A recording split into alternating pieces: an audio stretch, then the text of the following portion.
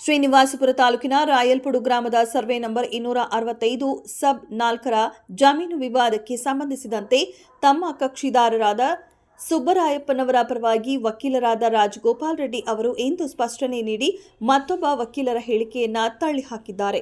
ಸುಬ್ಬರಾಯಪ್ಪನವರು ಈ ಜಮೀನನ್ನ 1995ರಲ್ಲಿ ವೆಂಕಟಮ್ಮನವರಿಂದ ಕ್ರಯಕ್ಕೆ ಖರೀದಿ ಮಾಡಿದ್ದಾರೆ. ಜಮೀನು ಅವರ ಸ್ವಾಧೀನದಲ್ಲಿ ಇರುವುದಲ್ಲದೆ ಪಹಣಿ ಮತ್ತು ಮ್ಯೂಟೇಷನ್ ದಾಖಲೆಗಳು ಕೂಡ ಇವೆ.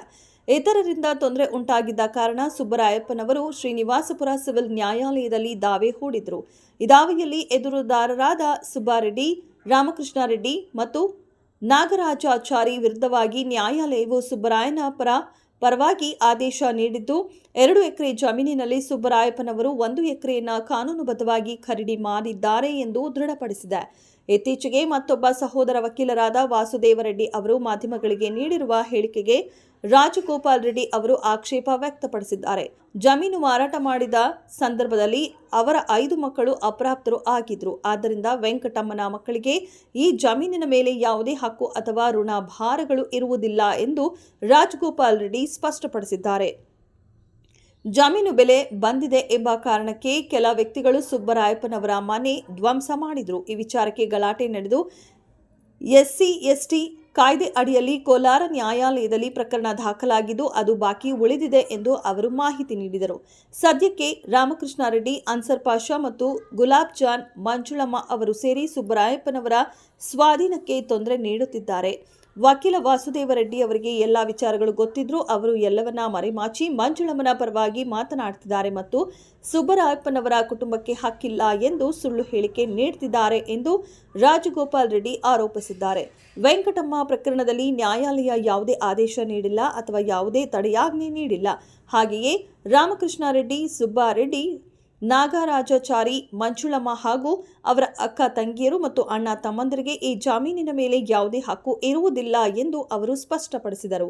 ಇನ್ನು ಮುಂದೆ ಸುಬ್ಬರಾಯಪ್ಪನವರಿಗೆ ತೊಂದರೆ ನೀಡಿದರೆ ಕಾನೂನು ರೀತಿಯಲ್ಲಿ ತಕ್ಕ ಬುದ್ಧಿ ಕಲಿಸಲಾಗುವುದು ಎಂದು ರಾಜಗೋಪಾಲ್ ರೆಡ್ಡಿ ಎಚ್ಚರಿಕೆ ನೀಡಿದ್ದಾರೆ. ರಾಜಗೋಪಾಲ್ ರೆಡ್ಡಿ ಅಂತ ನಾನು ವಕೀಲರು ಶ್ರೀನಿವಾಸಪುರ. ಇದು ಈ ಒಂದು ರಾಯಲ್ಪಾಡು ಗ್ರಾಮಕ್ಕೆ ಸೇರ್ತಕ್ಕಂಥ ಸರ್ವೆ ನಂಬರ್ 265 ಸಬ್ 4 ಏನು ವೆಂಕಟಮ್ಮ ಸಣ್ಣ ಮುನ್ಶಾಮಿ ಅಂತ ಏನಿದ್ದಾರೆ ಅವ್ರ ಕಡೆಯಿಂದ 6/3/1995ರಿಂದ ಇವರು ಸುಬ್ಬರಾಯಪ್ಪ ದೊಬ್ಬ ಸುಬ್ಬರಾಯಪ್ಪ ಸಣ್ಣ ಗೋಪಾಲಪ್ಪ ಅನ್ನೋರು ಕ್ರಯಕ್ಕೆ ತಗೊಂಡಿದ್ರು. ಅದ್ರ ಪ್ರಕಾರ ಅವರು ಸ್ವಾಧೀನ ಇದ್ದಾರೆ. ಅವರಿಗೆ ಪಾಣಿ ಬಂದಿದೆ, ಮುಟೇಶನ್ ಬಂದಿದೆ.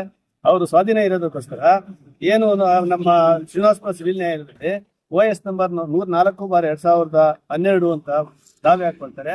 ಆ ದಾವೆಯಲ್ಲಿ ನಮ್ಮ ಎದುರುದಾರರಾಗಿರ್ತಕ್ಕಂಥ TR ಸುಬ್ಬರೆಡ್ಡಿ, ರಾಮಕೃಷ್ಣ ರೆಡ್ಡಿ ಮತ್ತು ನಾಗರಾಜಾಚಾರ್ಯ ಅನ್ನೋರ ಮೇಲೆ ಇವರು ದಾವೆ ಹಾಕ್ತಾರೆ. ಆ ದಾವೆಯಲ್ಲಿ ಇವ್ರ ಪರವಾಗಿ ಆದೇಶ ಆಗ್ತದೆ. ಏನು 2 ಎಕರೆ ಪೈಕಿ 1 ಎಕರೆ ನೀವು ತಗೊಂಡಿದ್ದೀರಿ ಅಂತ ಇವ್ರ ಪರವಾಗಿ ಡಿಕ್ರಿ ಆಗ್ತದೆ. ಅದ್ರ ಪ್ರಕಾರ ಅವರು ಇಲ್ಲಿ ಮನೆ ಕಟ್ಕೊಳ್ತಾರೆ. ಆ ಮನೆ ಕಟ್ಕೊಂಡ ಮೇಲೆ ಈಗ ಇತ್ತೀಚಿನ ದಿನಗಳಲ್ಲಿ ಅವರೊಂದು ಮಂಜುಳಮ್ಮ ಅನ್ನೋರು ಆಗ ಮೈನರ್ ಆಗಿರ್ತಾರೆ. 6/3/1995ರಲ್ಲಿ ಮೈನರ್ ಆಗಿರ್ತಾರೆ. ಅವರು ಅವ್ರ ಮಕ್ಕಳು ಯಾರ ಗಂಗಮ್ಮ, ಶ್ರೀನಿವಾಸ್ ಬಾಬು ಮತ್ತೆ ಅವ್ರು ಏನು 5 ಜನ ಅಣ್ಣ ತಮ್ಮಂದಿರಿದ್ರೆ ಅವರೆಲ್ಲ ಕೂಡ ಮೈನರ್ ಆಗಿರ್ತಾರೆ. ಮೈನರ್ ಇದ್ದಂಥ ಸಂದರ್ಭದಲ್ಲಿ 6/3/95ರಲ್ಲಿ ಇವರು ಏನು ತಗೊಂಡಿದ್ದಾರೋ ಅವ್ರಿಗೆ ಯಾವುದೇ ರೀತಿಯ ಹಕ್ಕು ಬಾಧ್ಯಗಳು ಬರಲ್ಲ. ಯಾರಿಗೆ? ಮಂಜುಳಮ್ಮನಿಗಾಗಲಿ, ಗಂಗಮ್ಮನಿಗಾಗಲಿ, ಶ್ರೀನಿವಾಸ್ ಬಾಬುಗಾಗಲಿ, ರೆಡ್ಡಮ್ಮನಿಗಾಗಲಿ, ಪಾರ್ವತಮ್ಮನಿಗಾಗಲಿ, ಈ 5 ಜನಕ್ಕೂ ಯಾವುದೇ ರೀತಿಯ ಹಕ್ಕು, ಋಣಭಾರಗಳು ಯಾವುದೂ ಇಲ್ಲ. ಆ ಕಾರಣಕ್ಕೆ ಏನ್ ಮಾಡ್ತಾರೆ, ಇಲ್ಲಿ ಇವ್ರಿಗೆ ಆಗ್ಬಿಟ್ಟಿದೆ, ವ್ಯಾಲ್ಯೂಬಲ್ ಬಂದ್ಬಿಟ್ಟಿದೆ ಅಂತ ಹೇಳ್ಬಿಟ್ಟು ಕೋರ್ಟ್ ಆದೇಶನ ಧಿಕ್ಕರಿಸಿ ಇವ್ರು ಏನ್ ಮನೆ ಕಟ್ಕೊಂಡಿದ್ರೆ ಧ್ವಂಸ ಮಾಡೋದಕ್ಕೆ ಪ್ರಯತ್ನ ಮಾಡ್ತಾರೆ. ಪ್ರಯತ್ನ ಮಾಡಿದಂಥ ಸಂದರ್ಭದಲ್ಲಿ ಇದೇ ಸುಬ್ಬರಾಯಪ್ಪ ಅನ್ನೋರು ಒಂದು ಕೇಸನ್ನು ಕೊಡ್ತಾರೆ. ಎಲ್ಲಿ? Police station. ಅದ್ರ ಪ್ರಕಾರ SC/ST ಆಕ್ಟ್ ಪ್ರಕಾರ ಇವು ಅಟ್ರಾಸಿಟಿ ಕೇಸ್ ಬುಕ್ ಆಗುತ್ತೆ. ಅದು ಈಗ ಸ್ಟಿಲ್ ಪೆಂಡಿಂಗ್ ಇದೆ. ಏನು ಕೋಲಾರ ಸೆಷನ್ ಕೋರ್ಟ್ ಅಲ್ಲಿ ಪೆಂಡಿಂಗ್ ಇದೆ.